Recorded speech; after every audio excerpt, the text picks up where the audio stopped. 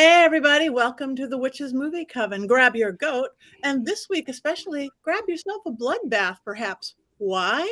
Because we are talking about Renfield. If you're going, who are you? I'll tell you who we are. We are the Witches Movie Coven. We are witches talking about witches in movie. I am Patti Negri. You might recognize me from Ghost Adventures or from my regular The Witching Hour podcast or from this. And let me introduce my co-hosts. We have the beautiful Courtney Buckley above here. She is goat bait herself. Or from my regular podcast or from this. Wait, and let something's me talking. My That's a good entrance. I thought I would do chat for the okay. That's haunted. Okay, Courtney Buckley, ghost bait herself from Scared and Alone. Right next to her, Richard-Lael Lillard, a beautiful person and dear friend who we just saw. We have Jason Mankey, witch author of 100,000 books, and I'm not exaggerating. And in place of Heather this week, we have the one and only, my best friend, my Fangs Smith, Father Sebastian. It is a vampire movie after all. He is Father Sebastian of the Sabretooth clan, internationally known impresario and vampire. And I must say, I'm really excited because Richard-Lael, Sebastian, and I just spent a week or more in New Orleans, where Richard-Lael just moved. And Sebastian and I were at Hex Fest. And it's really warm there, but it was really fabulous. Hey, Matthew. Good to see you. Hi, Matthew. Oh, Matthew. Yes. Anyway, so this week we are going just slightly outside the witchy world. We are talking about Renfield. Yes, with Nicolas Cage and all sorts of wonderful people. We do not have Heather to explain it this week. Do we want to talk about what we've been doing following you around in New Orleans, or do we want to get right into the movie? I will say that I want to hear about New Orleans. That's just my personal greed. It was Lilith Dorsey, who we just had on last week. She was there. We got to hang with her all week. Amazing, amazing presentations, amazing rituals, dancing, drumming, paddle boat, river boat, private parties at like Christian Day's house and all these. Every house looked like a Richard-Lael house that we went into. Beautiful antiques and skulls and spooky and beautiful everywhere we went. And we got to see Richard-Lael a lot. And even then, after Hexfest, I was filming with the Ghost Finders, and not even on purpose. We had this last minute trip there. We go there and we're getting out of the van. I hadn't got out yet, and all of a sudden the cast starts oohing and awing. Look at this car. What kind of a car is this? Look at this car. I look out and I'm like, it's Mr. Satan, Richard-Lael. We parked directly, of all the cars in New Orleans, we parked next to Mr. Satan. So we, of course, had to go find him. So it was a magical week all the way around. What do you think, Sebastian? This was your first Hex Fest as well. Well, it was my first Hex Fest being your guest. And what the great thing is I didn't have to work. So I got to play, and I got to see all my friends in New Orleans. And I got to really enjoy the hospitality of Christian Day and Brian Kane. Yeah. And they were great. And I got to see Richard-Lael, which I love seeing him all the time because he always is driving his car around and scaring the muggles. And then time. Completely. Yeah, and we got to hang out like at the Vampire Cafe, at Potions, Apothecary, all these very, very vampire-y things, which is perfect for today's movie. So we got to hang out with like the cream of the crop of the witchcraft scene. Yeah. Well, some of them. I was at a different festival that weekend. You were the only one missing, you and Heather. Everybody else on the whole planet was there. What about me? You were busy. You were doing something far more fun, Courtney. I was very busy. Can I share? Yes. So I was mysteriously, I don't know why my camera is not focused. Hold on one second. Find me. Anyway, I was very busy on a mysterious, I was mysteriously away from the Coven last week. And that's because I took my once-in-a-lifetime dream trip to Universal and Disney. And as predicted, we went to Universal first. And I walked around the corner and I saw the Jurassic Park Welcome Center and Hogwarts, and I was uncontrollably sobbing for 20 minutes. They were taking pictures of me, and it was just as embarrassing as I thought it would be. And then I was crying the whole time. And then I was sad to leave Universal. I thought I want to stay there and not go to Disney.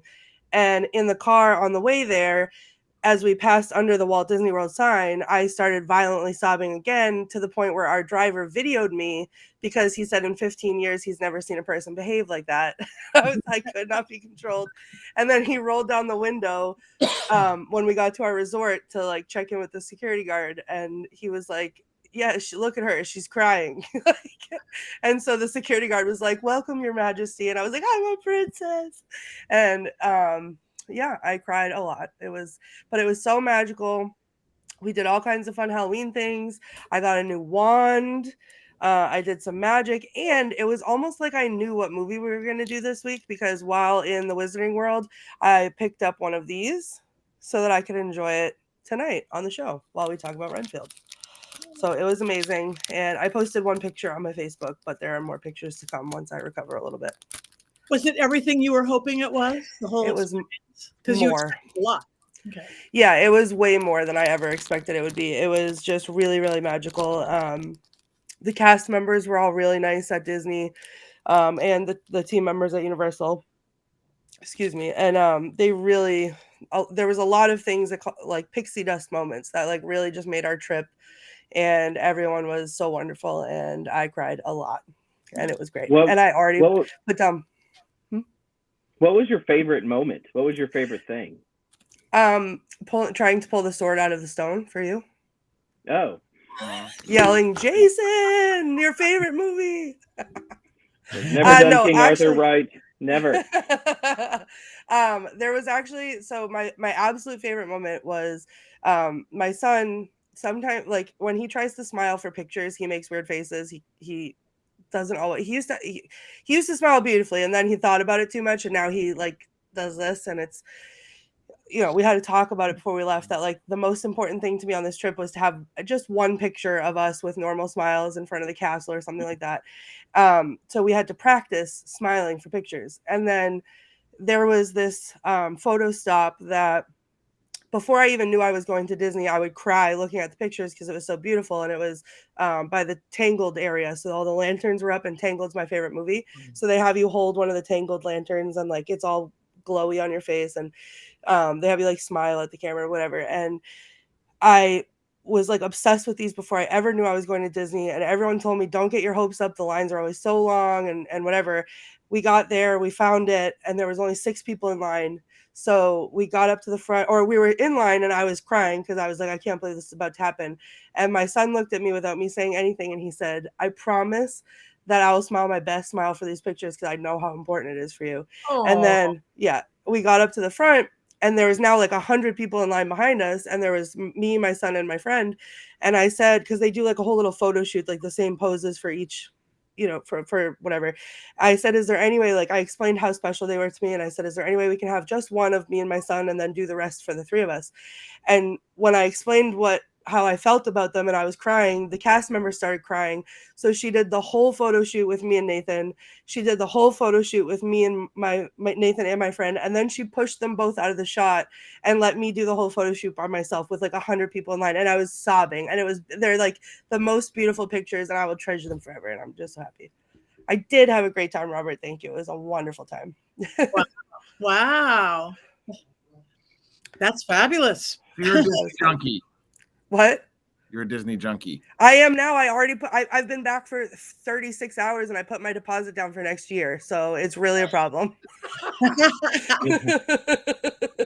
It's okay. Almost everybody I know. Look, Jason, just for you. I'm thankful that you did that for me, and horrified all at the same time. Did you get the sword out? No. But I did yell, Jason, as I was pulling up. That's funny. Everyone in my party knew that was the one picture we had to get it for Jason. People have yelled my name for much worse things. So actually, that's probably one of the better ones. Good. Well, let's save our And brand new fangs. Thank you, Sebastian. Brand new fangs. They're a little longer than my old ones. So if I sound a little lispy, that's a trick of the trade just for a little while. Hi, everybody. Hi, Brandy. So let's talk Renfield. Now, we do not have Heather here to give us her whole lowdown. It is a 2023 movie. Richard-Lael, do you want to do your little intro that you so often and fabulously explain the entire movie? I would be delighted. Okay. So this is a spoiler alert for those who have not seen the film. This is not a 20-year-old film. This is like a 2-month-old film. So if you haven't seen it, you are out of luck. You're going to get some spoilers. If you would like to skip away, you can do that, but then you're going to miss out on all of this fabulous content. So you don't want to do that. Deal with the spoilers. That's what I So the story of Renfield, it is a brilliant retelling of the classic story of Dracula. But of course, it is more from the 1931 version and then sort of the continuation. And you find Dracula and Renfield not in Europe, not in England, but instead in the New World, in New Orleans. And of course, Renfield is going out trying to find people to feed his master, but he can't really come to it anymore. He can't make himself bring people to his master anymore. So he's bringing them rats and dead people and things that are just not really up to a vampire's standards. But it turns out that Renfield has actually gone to, he saw a mark, he saw someone that he was going to murder, and then he followed him into a self-help group. And it turns out that in this self-help group, they're all dealing with people who are narcissists. And so in this, he actually finds true friendship and true power. And of course, Dracula, being the narcissist, is not happy. But in the interim, Renfield actually is. He's very happy, and he ends up in a very colorful New Orleans apartment. And of course, Dracula is in an abandoned hospital. But it turns out for the benefit of Renfield. And that is where I'll leave the story for there. Perfect. I'll even talk first. I absolutely loved it. I got to go to a screening of it at USC Film School with a costume designer friend of both Sebastian's and I. I think you were supposed to go that night. I probably got your ticket. I was at Disney. You were at Disney. Yeah, Without me? I had business to do. Oh. Nikki and I had some activities to attend to. So it was great. I got to see it on a big screen at USC Film School. They had a bunch of the cast and crew there talking, not Nicolas Cage. But I don't think, laughed and cringed so much in one movie. And I love that. It's like the blood, the guts, like a Kill Bill or one of those kind of things. Never more blood, and laughing. And the whole setup of being the 12-step type program with the I am enough. I am this. It could not be more timely. It could not be more funny. And everybody was brilliant. Nicolas Cage, who'd have think he would be such a friggin' brilliant vampire, but he is Dracula. I'm Dracula. It's beautiful. Absolutely. And there's stories about him on set, the passion he has for movies, which we've all heard anyway, the joy he has for movies, even after, 3, 4, 5 hours of makeup, what he brings into the thing, and that 200% commitment that he has, that they all had. It showed to me in every single pore of his body and every single scene and word out of the movie. Yes, Nicolas Cage and New Orleans definitely go hand in hand. Actually, the other day we went by the Madam whatever, that evil woman that Nick Cage bought her house and he didn't like it. It couldn't stay in it. Whoever that real evil woman who tortured slaves. We went by Madame Lulari. Yes, we went by Madame Lulari's house, which Nick Cage had bought, and he couldn't even spend the night in it. So yeah, it was his city. It was great. So personally, one of my favorite to date. And I might add, we did get to go see where his eventual tombstone will be, which is right next to Father Sebastian's. Yes. What? Oh yeah, I'm going to be buried near Nick Cage. Yeah. Yes, we have been to your grave. We have almost danced on your grave. It was pretty awesome. Oh, there's Not that stories any. about my god sister Shannon McCabe dancing on her grave and getting in trouble with the local parish, and she was like, "It's my grave. I can dance on my grave." And so, but it was a hot day, Richard-Lael. It I- was How do you incredibly hot. not die? Well, because I'm undead. Oh, He doesn't perspire. Actually, I'll tell you a funny story about being undead. So I had to get something that was delivered. I had to have some mover for something that it was my mantle. I had to have it brought in. And the fellow says to me, "Well, I think you might be a vampire." And I said, "Well, maybe I am." And he says, "Well, if you were, I might let you bite me." Oh, Was that Scandalous. a come online? Mm. Maybe?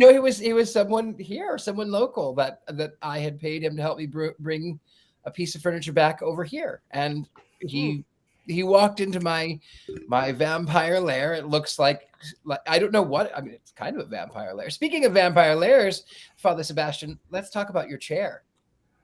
oh yes. So Rob Cohen, our gracious producer, told me that I needed to get a more practical set, unlike they did for Star Wars. And instead of CGI, I decided to get a quest for a chair, and there's no person better than Richard-Lael to go antiquing with. And I was like, I need a chair, and within 5 minutes, I had purchased the chair and was on my way in a tremendous thunderstorm to pick it up. Thank God it fit perfectly in the back of my car. That's amazing. I didn't know that. It's a beautiful chair. Mm-hmm. It's very comfortable. I sit in it all day when I'm in LA, and it's perfectly colored, red and gold. I mean, couldn't ask for a better color combination. It's really hot in here right now, and my air conditioning doesn't seem to be working. But this chair makes my simple outfit right now look much better. So okay, I don't know who wants to go next, but one thing that we do with witchy movies, Sebastian, is we talk about the good and the bad and the ugly, how witches are represented. You are like the expert of all experts on vampires your entire life. What do you think about how this particular movie or Dracula was represented? Good, bad, or vampires? Fun? I mean, we still love movies where they represent us bad, or we hate movies where they represent us good. Has nothing to do with that. The Witch from the Sea. That's all I'll say. Courtney's favorite film. Would you like my honest opinion? Yes. It was a masterpiece. Nick Cage, in his sarcastic humor, just did a brilliant job. And there was people that didn't like it, didn't vibe with it, and each person to their own. But I'm going to tell you, I went to see it at the Chinese Theater on Hollywood Boulevard because I was in Disney when Patti was going with my friend Laura, and I will tell you, I was laughing the entire movie, and it reminded me a little bit of a New Orleans version of Fight Club. Because people don't understand that Fight Club's a vampire movie. That's a hot take. Oh, it's completely it's a psychic vampire movie. That makes sense. Yeah. Sounds like a new shirt. Oh. Yeah. Watch your quotes because it'll end up on Courtney's chest. Yeah. Right across.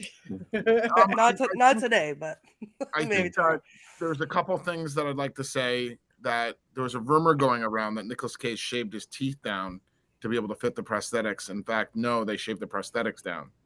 One of my business associates, Gary Archer, is the Fang maker who made Fangs for Interview with the Vampire, Queen of the Damned.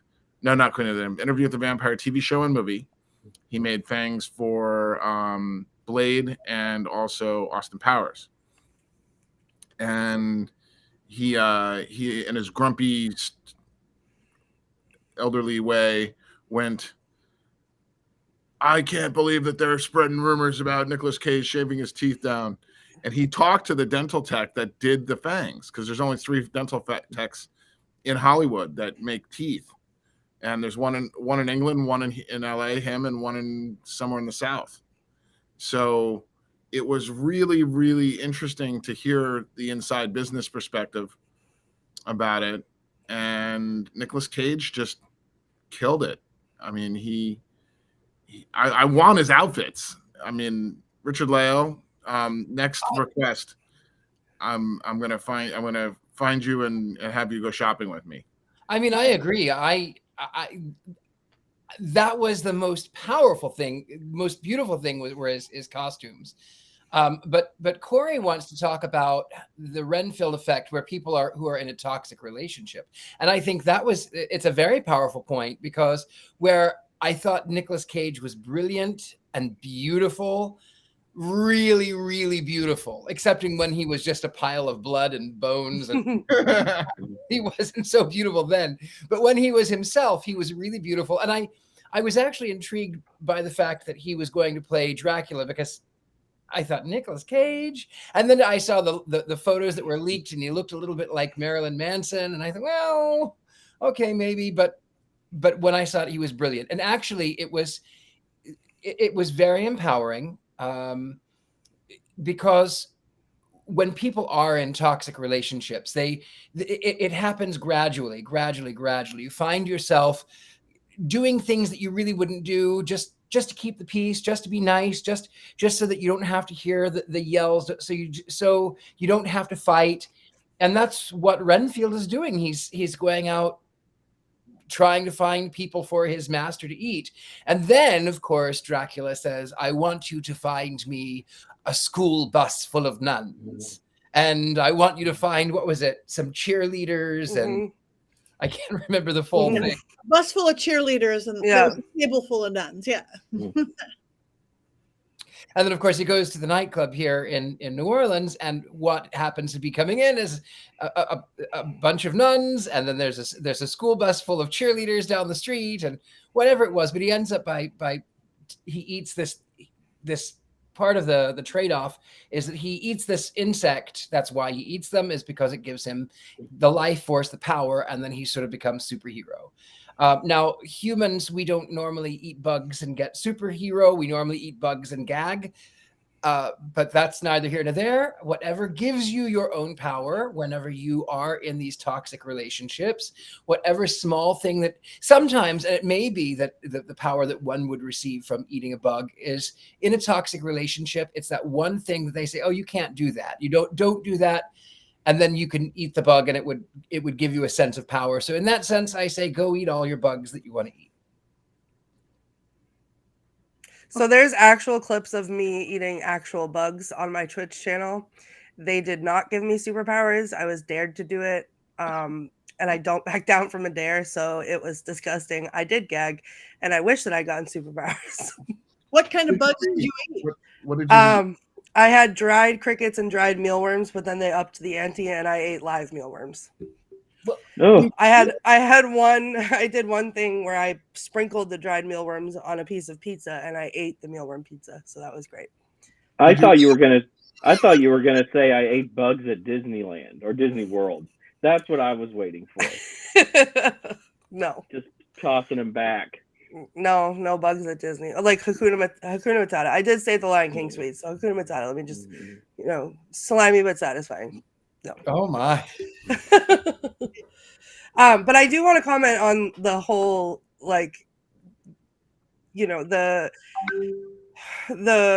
toxic relationship bit. And again, as Richard-Lael said before, spoiler alert, because one of the things that I really loved about this movie, I thought the beginning was a little bit slow for me, but the halfway through on, when Renfield gets a spine and he's gonna go after, do his thing, it's the end for me where he's saying his mantras and punching Dracula. And it's like, I am enough, and I have enough, and I am codependent, and whatever he's saying, and he's punching him. And I was just like a couple scenes like that, or what was her name, Rebecca, did a couple like awesome things, and I was just yelling like out loud, like, yes, get it, like. And so that got me really excited, which I haven't been really excited for one of our movies like that for a while. So I was hyped. I really enjoyed it. And then the humor in it is definitely my sense of humor, the dry, witty, sarcastic. Even like when Nick Cage was like gross Dracula, like coming back growing into his skin, he was still very like dry and sarcastic and funny. So I really enjoyed it. I had a good time watching it. I would definitely watch it again. And I have some quotes for later that I'm gonna peek a little quote there before you do. One of my favorites was Renfield has gone to his meeting, and the team lead, there's someone at the door, and of course it's Dracula, and he says, "Do come in," and he goes, "No." How do vampires come on Witches Movie Coven? You invite them. Yep. Yeah. The welcome mat. It was the welcome mat for me. Yeah. You've been invited. Please come in. It's funny. Our Heather our beautiful Heather Greene is not here because she actually had a family commitment, but she also said this was too violent for her, which sort of cracks me up because she likes all these other goofy, violent movies that are kind of too much for me. But even though this was like ridiculously violent, because it was ridiculously violent, it went to cartoon stance that nobody has that many buckets of blood in one exploding head. It worked for me. So we love you. We miss you, Heather. I'm going to be real honest. The violence, like I loved the violence, specifically the part where I don't remember the actor's name. He's John Ralphio in Parks and Rec, but Renfield punches him in the stomach, and then it shows the X-ray of all his bones breaking. Then it comes out his butt and out his mouth, and I was like, "Yes, this is so good." That was my favorite. I'm kind of with Heather. Like tonally, this movie is all over the board. I like to read about the history of the development of these films, and this was originally supposed to be part of the MonsterVerse that was Dead on Arrival with Tom Cruise's The Mummy movie. So they reworked it, and I think as a result, it tries to be 2 or 3 different things. And because of that, it just doesn't resonate with some people. I liked it well enough. I like the performances. The cast is really great, and I laughed at some of the gratuitous, over-the-top violence. Don't get me wrong, but I think that probably limited the amount of people who are going to watch this film. Yeah, you really and thought maybe it was that was. I thought the violence was funny, but I think that the amount of violence that's in the film is probably going to limit who watches this. It was not a financial success and did not do well at the box office because I don't think people could tell if it was 100% a comedy. Was it supposed to just be over the top campy, or was it supposed to be like a really violent sort of movie? And because all these things are in conflict with each other, I think it might have trouble keeping an audience long term. I can totally see that. And I couldn't find the tone myself or the genre. Was it a horror movie? Was it a comedy? Was it a slapstick horror? Yeah. It entertained me tremendously just because I knew the tones. But, Lost Boys is also very violent. And funny. And funny. I love Lost Boys. Yes. And I liked a lot of it. Don't get me wrong. I didn't think it was terrible and stuff, but my wife was sort of watching some of it with me and sort of rolled her eyes and didn't really want to participate. Did you watch it in the movie theater? We saw it on Peacock, sorry to say. Probably different. It's probably a big screen movie, like all those ones that I'm always watching on my cell phone and don't get it. This is what's fun? A screen movie. What's funny is I had that exact same conversation while I was watching it because I, as we've talked about before, always appreciate the cinematic adventure of a movie. And there are definitely movies that we've watched where I've said I might have appreciated it differently if I'd seen it on the big screen. This one, I feel like I would have enjoyed either way.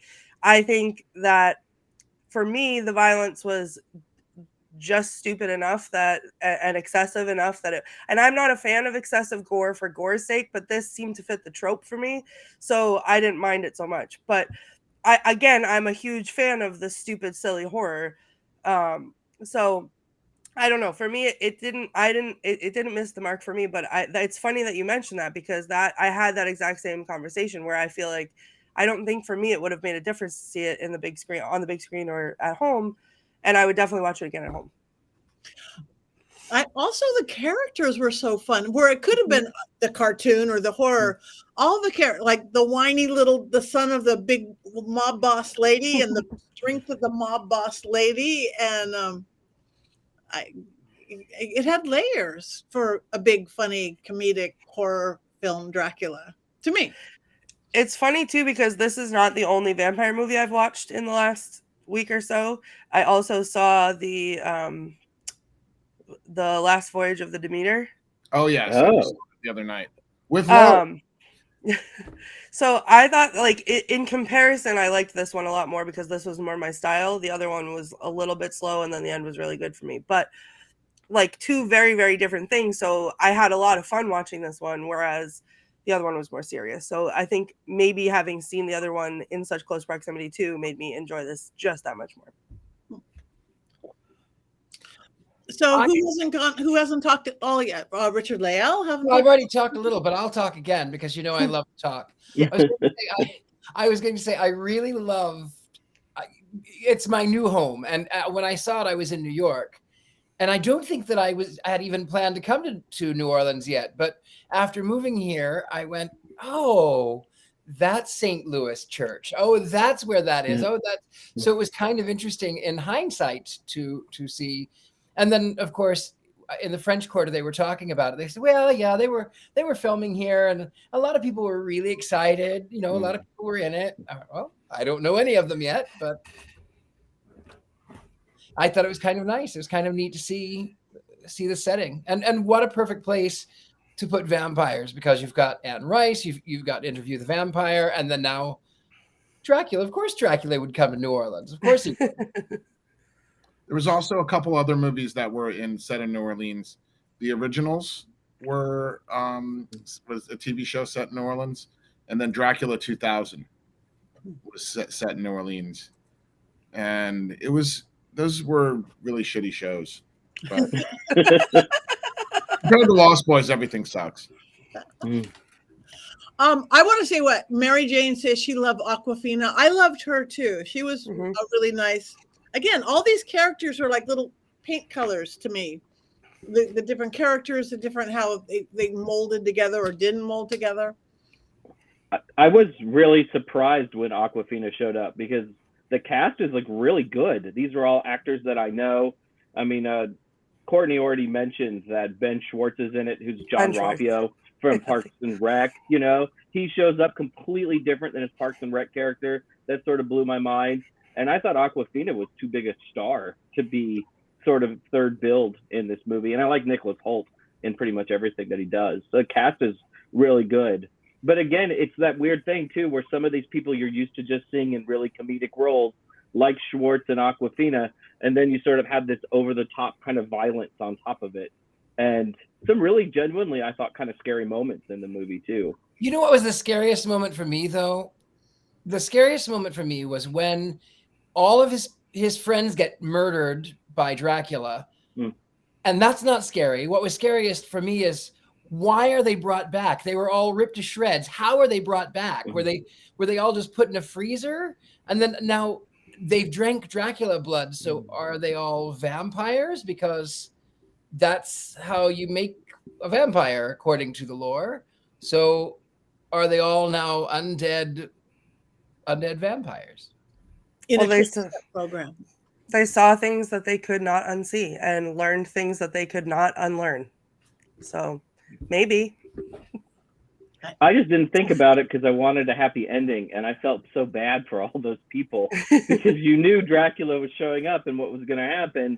And I was like, and that was, I think I yelled no at the screen, which I tend to do only while watching Curb Your Enthusiasm. So, you know, I wanted the happy ending.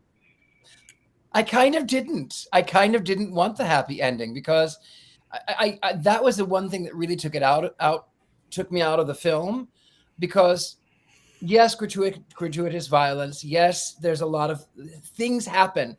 People we love pass away. I lost my mother recently. People that we love die. That's just a fact. And I felt like that and they all lived happily ever after was very Disney, Courtney Buckley.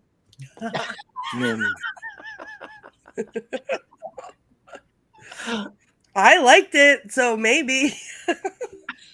I thought it was a beautiful ending, and what a better movie to have a beautiful ending than a horrible Dracula movie. It contradicted the entire film. I think it needed that though, because it would have been so like just I would have felt desperate at the end and so unfulfilled watching it as a consumer. I would not have wanted to rewatch it. I would not have recommended people go see it. I would not have anything. So just from like a box office standpoint, I feel like they couldn't have done anything differently. I bet you this film where hangs on well, like it'll get more popular as time goes. Maybe I don't know that. I guess it wasn't a box office big success, but I think it's one of those that actually is going to be appreciated down the line. I agree. It was beautiful. That is what I will say. Is that not only the costuming but acting was brilliant. The colors that they used, the lenses, the angles. It was really beautiful. I think it's going to become a cult classic. Yeah, for sure. Is it? I don't know, because I'm not sure that cult classic movies work like they used to, because now we control what we see, right? It used to be you just stumbled across something on cable at 11 p.m., right? Or late night or even later than that. And now you just sort of have to choose things on your 8 streaming services. I don't know if we'll get cult movies like we used to. I think that's going to be one of the downsides. Tonight on the Witches Movie Coven, we discussed technology and how it affects moviegoer habits. I don't know. I think it's still the ones people choose to stream and choose to watch, even if you don't have to catch it at the 11 p.m. movie. Things are done different, but I think it's going to hold up. I feel like it'll be something where like maybe people didn't go see it in the movie because, I'll wait for it to come to streaming.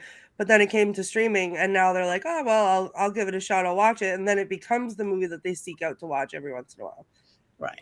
I know a lot of people are introduced to it by watching it on streaming. Yeah. Right. Being on Peacock probably doesn't help a whole lot. You know, when it shows up on Netflix, maybe it'll find a second or a third life. Right. I love Peacock. Peacock has Parks and Rec and The Office. I love Peacock. It's NBC. I think what we're losing with streaming is that we won't have the cult movies like the midnight showings of like Rocky Horror Picture Rocky Show. Horror. So I would go see this as a midnight screening of Renfield. I don't know. That's the room. That would be fun. You know, at the end of every endless night, we have the time warp. Yes, we do. And it's really funny to see the young kids get up there and see the kind of relate to the cult classic film. I'm 48 and that movie came out in 75. So I relate to it as anybody else, but to see like 21 and 25-year-olds getting up there dancing to that movie, you know, musicals have that thing that can touch you. I love being touched. Oh my God. Speaking of young people, I know a million movies that were made long before I was born. I know movies from the 40s and 30s and 20s. I did a show yesterday with they look 12, but they just turned 20-year-old. I watched the version they did before me, and they were talking about this guy named Ozzy Osbourne, who they had no idea who he was. Oh. They said, yeah, a kid, and they were talking about weird kids in school. And yeah, there was some kid, he was obsessed by some magician guy or something. I don't know who he is, named Ozzy Osbourne. And the kid ate a head off a bat. I'm like, how could you not know who Ozzy Osbourne? I don't get that, because I know lots of people who died before I was born, and Ozzy Osbourne's still alive, and he's still, I don't know. That makes me feel old. Are parents not raising their children properly on Black Sabbath? I mean, that's like a what has like happened? a must.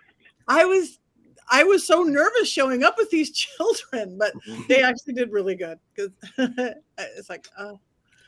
I'm raising my kid on Backstreet Boys. Does that count? NSYNC? No, not at all. Sorry. Well, then I'm part of the problem, obviously. One of my friends is raising their kids on the TV show In Living Color.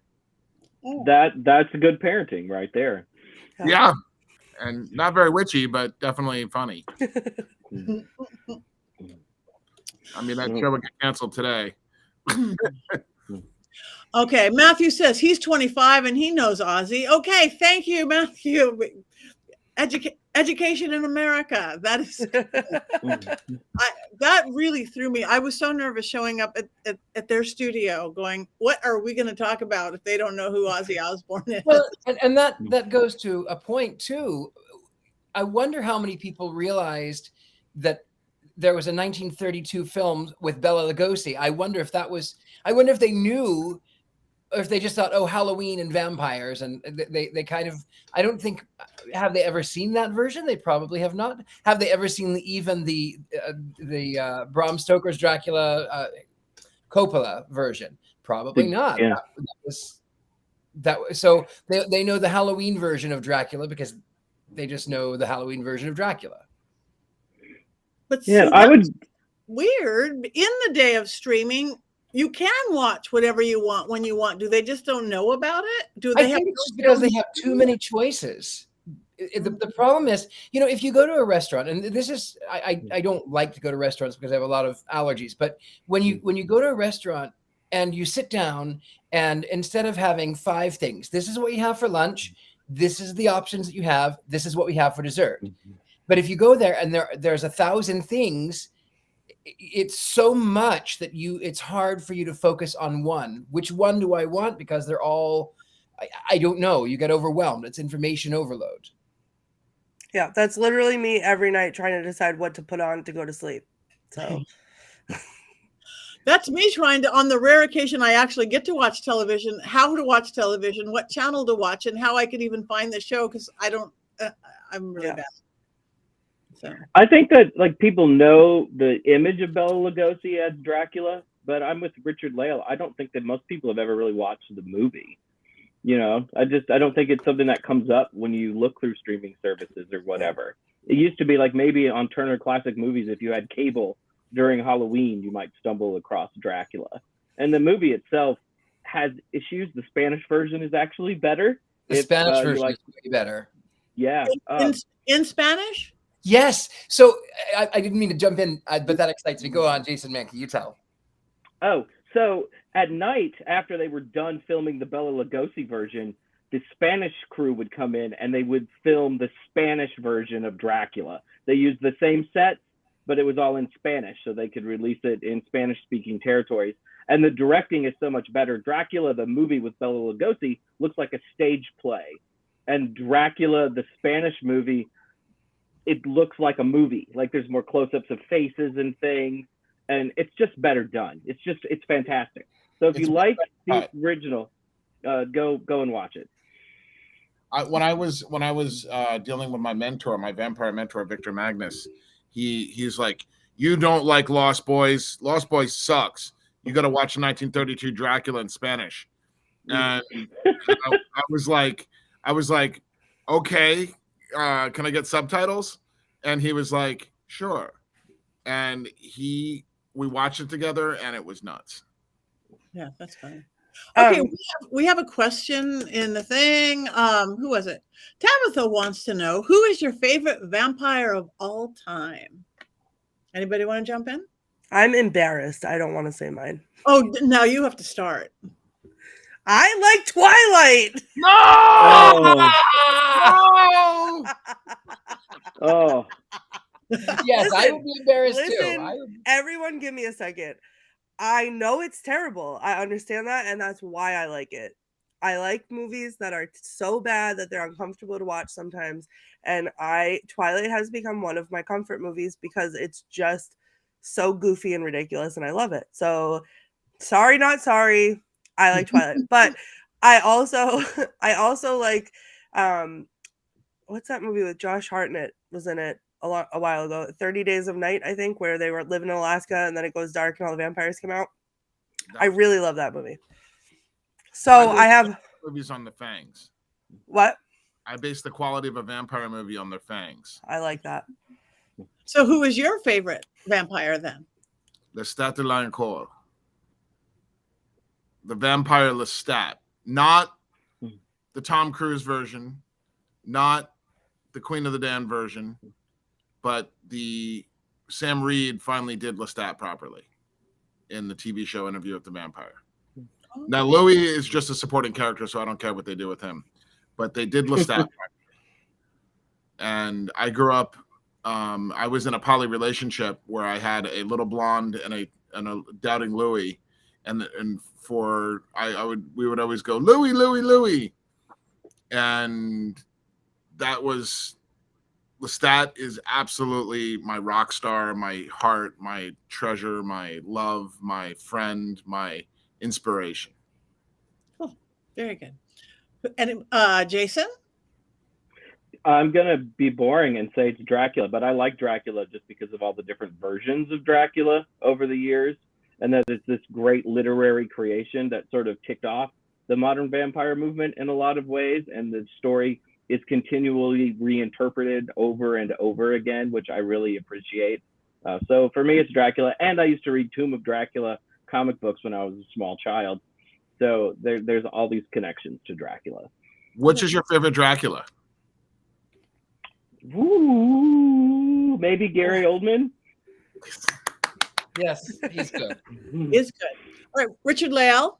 My favorite vampire is an alleged vampire, the Comte de Saint-Germain. He is my favorite vampire to this date, and he was a courtesan. Nobody knew where he was from. He didn't eat publicly. He would always. It was rumored that he would dine on chicken or virgins in his chamber, and people who knew him when they were children at court knew him when he was an older man, and he never aged. Now he disappeared and reappeared in the 19th century, and then someone said that he had returned in the 70s. I don't think that was the same person, however. Or he was. Maybe it was. Thank you, Lisa. Their favorite vampire's father, Sebastian. Oh. I think he's mine too. I must say though, my favorite is Nicolas Cage in Dracula. I have a Nicolas Cage thing. Sorry, I have forever. So now Nick playing Dracula, I'm staying there. But my first vampire, I was little and I ran home from school, was Barnabas Collins. Ooh. I ran home from school for Dark Shadows. I don't know. I was little and that was the only soap I ever watched. I had to run home to watch Dark Shadows. So he was my love Dark Shadows. Yeah. So what's everyone's favorite Nicolas Cage movie? I think that's another good question. Okay, go Courtney. Okay, I forget the name of it, but it's the new one that just came out with Pedro Pascal. Oh, yes. Where Nicolas Cage plays himself. I laughed in the theater, and it was not even just the jokes. It was the subtlety of like the faces they were making at each other. Like it was everything. If you have not seen it, go watch it tonight. It's so funny. It's so, I don't know. I loved every minute of it. What is it? Let me look it up. Hold on. I can't remember the name of it. Yeah, I don't know that one. He plays himself. Yeah, he plays himself, and Pedro Pascal is like his super fan and wants him to come to his birthday party. So he hires him. Like The Unbearable Weight of Massive Talent is the name of it.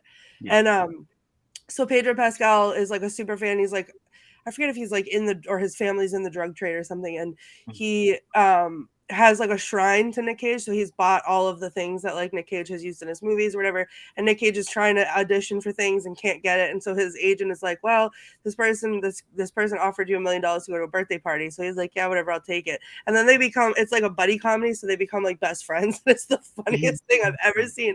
Hilarious. And then the way that they just look at each other, so there's the it's like viral on TikTok, the scene where they're looking at each other in the car, and it's like, oh, me when I do this, and then my best friend when I do this, or like whatever, and they're looking at each other. It's hilarious. And it literally is. It's not even like, the lines are great, the scenery is great, the acting is great. I don't super love Nick Cage, so when I went to see it, I thought, I know, I'm sorry, Patti. I do now because of this movie, because I feel like for him to play himself the way that he did, and it was really just the way that he took it in stride. Like, he fully made fun of himself. The whole movie is like him making fun of himself, and he just like overacts himself. It's just the funniest thing. It's so good. If you haven't seen it, see it. It's really funny. Okay, everybody is putting in their movies here. We've got National Treasure. We've got a Ghost Rider, Queen. Oh, somebody likes Akasha and Queen of the Dam. So no, you guys, we are reading this Blade series. I must say, one of my friends was the makeup artist on Blade series, and I remember seeing they had a baggie full of Wesley Snipes hair. I was so impressed at the time. This was a long time ago. I guess that's what makeup artists do. But the guy who wrote that, Stephen Norrington, actually wrote a movie about me. That's where my whole the Bursting in Fire Marilyn Manson house. He wrote the Blade series. He wrote League of Extraordinary Gentlemen, and he wrote a movie about me. But they haven't done it. They probably never will. But that was my little momentary claim to fame. But I do want everybody to introduce ourselves. So before we do that, we have to vote. Wands up, wands down. Everybody out there in the chat room, you guys are really active. Tell us, wands up, wands down. Renfield. Oh, look at you, Richard-Lael. You've got a cross. It's a crucifix. It's a crucifix. I feel bad. I took up so much time talking. Nobody else got to say their favorite Richard-Lael movie, their favorite Nicolas Cage movie. Favorite movies? I'm sticking with this one because it's the newest. And I have no memory. Doing the show in my bedroom, I have the TV remote for a while. I left my wand in the other room. So yeah, that's a perfect one. This may be one of our few. We don't often agree on everything. In the audience, I see up, up, up, up. We've got a lot of wands up. Wands definitely up. So someone who practices voodoo would have a field day with a bag of someone's hair. I thought about that at the time too, being a practicing witch way back then. I thought about that too, Wesley Snipes' hair, what you could do. But I think the person who had it was just into his kind of bleached thing they did with his hair. Okay, so we are looking at wands up. So those of you who haven't seen it, you can see it on Peacock and all sorts of things. So check out Renfield and tell us what you think. We don't know what we're going to do next week, do we? So next week is my birthday week. Do I get to pick? Yes, I know what I want to do. What do you want to do? So I know it's silly and it's stupid, but it's one of my favorite movies, and there is witchcraft in it. It is Your Highness, which is a stoner comedy with James Franco and Danny McBride. And it's my favorite movie. Oh God, that movie's terrible. No, it's not! Jason! Go away! I'm gonna make your laptop run out of battery. I don't know it. Is it streamable or is it available somewhere? It should be. If not, I'll send you a DVD because send everybody a DVD. Okay, I'm so gonna we'll look do right that now. one next week, so long as we can all find it. Until then, everybody say what they have coming up. I'm leaving tonight actually for Michigan Paracon. So anybody going to Michigan, it's a really good one. Everybody comes, all the paranormal peeps, Michigan Paracon. Next month, I'm going to be at Baraboo, Wisconsin. I'm going to be in Albuquerque, New Mexico, all sorts of places. Go to pattinegri.com and find out where I am. Let's go to Courtney next. What do you have coming up? Not a lot. Sadly, I'm not going to Michigan Paracon this year because my son's starting a new school and I'm starting a new job. So I have a lot of stuff to take care of. But in a little while, I will be streaming on Twitch in about 30 minutes. We got a new update, which totally revamped our favorite ghost hunting game. So we're going to go get the pants scared off of us, and you can watch along at twitch.tv/thethemes. Other than that, just sleeping forever, decompressing off of my trip. Also, I am a big fan of NSYNC. Like I said earlier tonight, Joey Fatone was performing at Epcot while we were there, and Lance Bass made a special appearance. And I've waited 23 years for this to happen. We were front row, and Lance Bass touched my hand. So I immediately wiped snots on it from all the sobbing that I was doing after it happened, but it happened. So. Oh no, he got Joey Fatone. All right, Richard-Lael. I will be in Atlanta coming up in a week on the 2nd of September for the Debauchery Burlesque Ball Atlanta. We had to change the name, but it is Debauchery Burlesque Ball Atlanta. coming up on the 2nd, where it'll be a lot of fun. And then I'll be in Ohio for a few days in October. And then I will be here. And you can find me wherever good Gentleman Psychics are sold, thegentlemanpsychic.com, and also, Instagram, Facebook, YouTube, all of the other stuff. All keys of social. Yes. Everybody follow us, like us, tell us what you want to see. Jason. I will be outside of Memphis at the Festival of Souls Festival, October 12th through the 15th, which is pretty exciting. And I will be at Las Vegas Pagan Pride. This is a Sin City Witches shirt because those are the Las Vegas witches on November 11th. So I'm excited about that. And of course, I'm on social media and all the places. There are only 4 Jason Mankeys in the world. I'm the only one who's a witch. And of course, I'm on Amazon because I've only written 9 books, Patti. Only 9 books. They're good ones, so they count for double. Thank you. I just got your new one. So, all right, so let's go to our special guest, my dearest friend, Father Sebastian. Why don't you tell everybody a little bit who you are, what you do, and where they can see you next, and what you have going on? Well, I'm a fang smith, which means I make custom-made fangs. I'm a dental technician. Patty's my most recent victim again. And I run the Endless Night Vampire Ball, and we'll be in Salem on October 9th with Fangs, Ben and Lex and Ben. September 9th. And we're going to be doing the Endless Night Vampire Ball Salem. And then we are going to do Halloween weekend. The weekend before Halloween, I'll be in Homa at my friend Marva's house, going to the Rougarou Werewolf Festival, Swamp Wolves. And then I'm going to go to Halloween weekend. I'll be at the House of Blues with Patti and Richard-Lael and a bunch of witches doing Endless Night New Orleans Vampire Ball. Thank you. And they can find you where? FatherSebastian.com. Thank you so much. Do you guys hear this weird music in the background? Is that just it's got a funky beat, but I like it. Beat, but I like it. I don't know what like steel drums somewhere in the background. Yeah, that's what it sounds like. So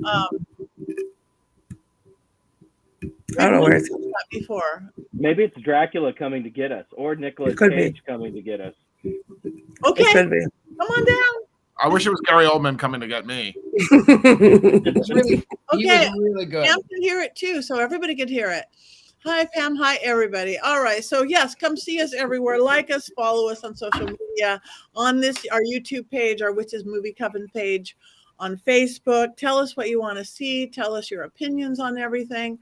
And make sure you go to mysterycontrol.com. Yeah, because mysterycontrol.com, you could have all those cool shirts with our quotes on it. You could have Witches Movie Coven shirts. You could have my Patti spellcasting line. You could have Patti's power panties because change your underwear, change your life. You could have a Richard-Lael pillow. You can, that could look her new. Those are dragon panties. Beautiful. She's great.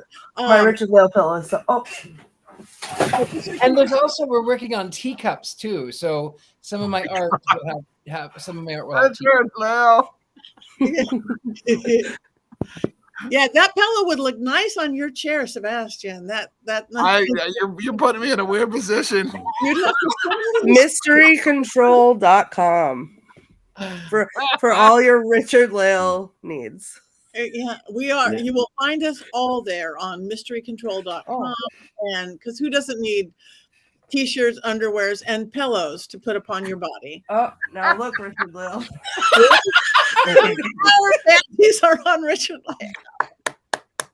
Well, I will tell you that those pants that I was wearing were so tight you could see my religion. So maybe it's a good thing that I'm wearing the power panties. Cover that up. Oh my God. All right. Well, we are there to the end of the day, but there is one more thing that we always have to do, whether you have your goat with you or not, because what do witches do? We cackle. We cackle. 1, 2, 3. Here we go.